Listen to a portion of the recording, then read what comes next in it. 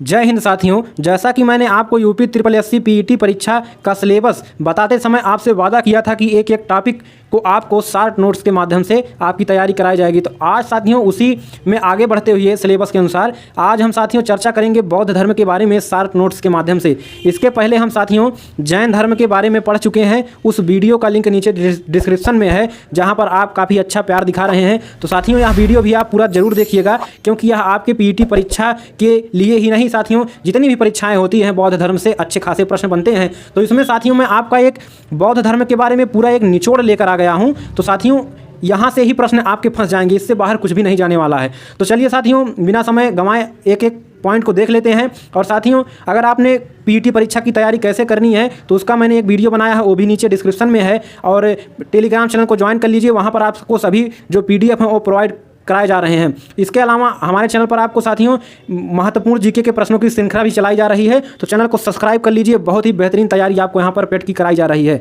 तो चलिए शुरुआत करते हैं साथियों पहले पॉइंट से। बौद्ध धर्म के प्रवर्तक गौतम बुद्ध का जन्म साथियों 563 ईसा पूर्व में लुम्बिनी में हुआ था। अर्थात लुम्बिनी कहाँ पर है साथियों? नेपाल में कपिलवस्तु में है। ठीक है, तो लुम्बिनी में यही प्रश्न बार बार आता है कि गौतम बुद्ध का जन्म कहाँ हुआ था? तो लुम्बिनी में हुआ था। कब हुआ था? 563 ईसा पूर्व में हुआ था।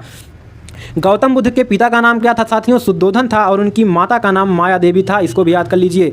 गौतम बुद्ध के पिता शुद्धोधन शाक्य क्षत्रिय कुल के थे।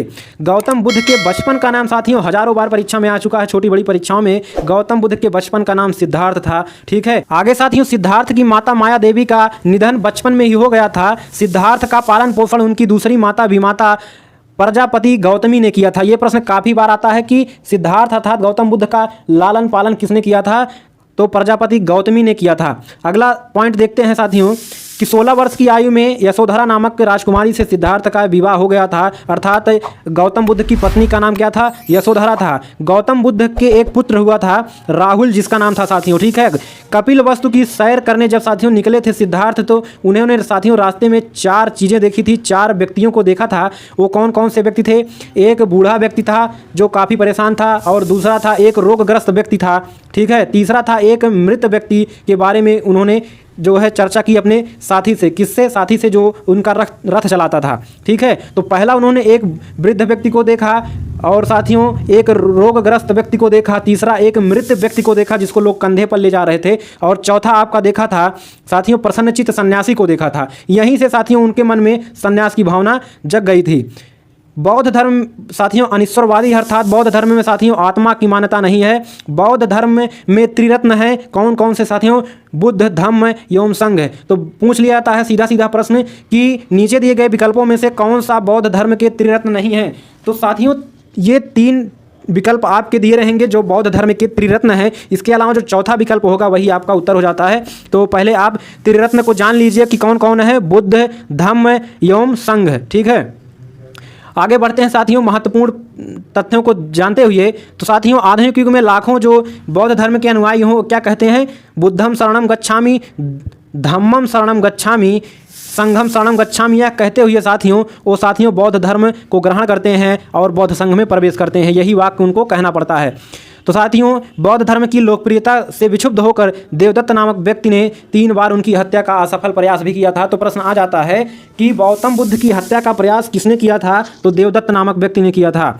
आगे बढ़ते हैं साथियों, बुद्ध धर्म की विभिन्न अवस्थाओं के प्रतीक काफ़ी महत्वपूर्ण आपके लिए हो जाता है कि साथियों ये जो देखिए बुद्ध जब गर्भावस्था में आने का प्रतीक क्या है? तो सीधा प्रश्न पूछा जाता है कि जब गौतम बुद्ध गर्भावस्था में आए थे तो उसका प्रतीक क्या होता है? तो उसका प्रतीक हाथी होता है। जब गौतम बुद्ध साथियों यौवन अवस्था में थे तो उसका प्रतीक क्या होता है साथियों? सांड होता है। और जब साथियों बुद्ध के गृह त्याग का प्रतीक क्या है? घोड़ा है। और बुद्ध के ज्ञान से समृद्ध होने का प्रतीक क्या है? तो शेर है। आप ये सभी रट लीजिए, ये काफ़ी बार परीक्षा में पूछे जाते हैं। आगे बढ़ते हैं साथियों, ऋषि पत्तन में सारनाथ में सबसे पहले साथियों बुद्ध ने 5 तपस्वियों को अपना प्रथम उपदेश दिया था। ठीक है, बौद्ध परंपराओं में बुद्ध के प्रथम उपदेश देने की घटना को धर्म चक्र प्रवर्तन कहते हैं। तो पूछ लिया जाता है सीधा सीधा कि धर्म चक्र प्रवर्तन क्या है? तो बौद्ध धर्म में जो साथियों गौतम बुद्ध ने अपनी प्रथम उपदेश दिया था उसी को धर्मचक्र प्रवर्तन कहते हैं। तो साथियों प्रश्न पूछ लिया जाता है कि नीचे विकल्पों में से कौन से शासक बौद्ध धर्म के अनुयायी थे? तो आइए कुछ बौद्ध धर्म के अनुयायियों को जान लेते हैं। तो साथियों महात्मा बुद्ध के अनुयायी कौन कौन थे? बिंबिसार थे, अजातशत्रु जो मगध साम्राज्य के शासक थे अजातशत्रु, कौशल के शासक प्रसेनजीत थे, और अशोक साथियों अशोक महान जो थे मौर्य वंश के शासक अशोक, ठीक है, कलिंग युद्ध के बाद इन्होंने भी बौद्ध धर्म अपना लिया था। और साथियों कुषाण वंश के कनिष्क थे, ये सभी जो है महात्मा बुद्ध के अनुयायी हो गए थे। आगे देखते हैं साथियों, बौद्ध धर्म में दीक्षित होने वाली प्रथम महिला गौतम बुद्ध की विमाता प्रजापति गौतमी थी। 80 वर्ष की आयु में साथियों 483 ईसा पूर्व में मल्ल राज्य की राजधानी कुशीनगर में, जो आज देवरिया जिला है वर्तमान में जो है महात्मा बुद्ध का क्या हो गया था साथियों, निधन हो गया था। ठीक है, महात्मा बुद्ध के निधन को क्या कहा जाता है साथियों, महापरिनिर्वाण कहा जाता है। बौद्ध परंपराओं में महात्मा बुद्ध के निधन को क्या कहा जाता है, महापरिनिर्वाण कहा जाता है। ठीक है, इसको याद कर लीजिए कि महापरिनिर्वाण क्या है, तो महात्मा बुद्ध के निधन को ही महापरिनिर्वाण कहा जाता है। आगे देखते हैं कुछ महत्वपूर्ण पॉइंट। सांसारिक दुखों से आहत होकर 29 वर्ष की अवस्था में गौतम बुद्ध ने गृह त्याग किया था। तो प्रश्न आता है कि कितनी वर्ष की अवस्था में गौतम बुद्ध ने गृह त्याग किया था, 29 वर्ष की अवस्था में। आगे महत्वपूर्ण पॉइंट आ गया है साथियों, जो परीक्षा में कई बार पूछा जा चुका है और अब आगे भी पूछा जाएगा। गृह त्याग के पश्चात गौतम बुद्ध ने सर्वप्रथम वैशाली में अलार कलाम, क्या साथियों, अलार कलाम से सांख्य दर्शन की शिक्षा ग्रहण की थी।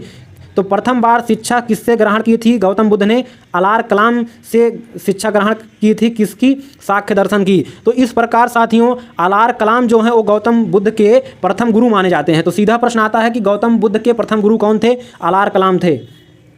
इसके बाद गौतम बुद्ध ने राजगृह के रामपुत्र से शिक्षा ग्रहण की थी। तो दूसरे गुरु कौन हो गए, रामपुत्र हो गए। ठीक है, तत्पश्चात गौतम उरुवेला गया पहुँचे, जहां उन्होंने कौंडिन्य, वप्पा, भादिया, महानामा एवं अस्सागी नामक साधक वहां मिले, किससे, गौतम बुद्ध से।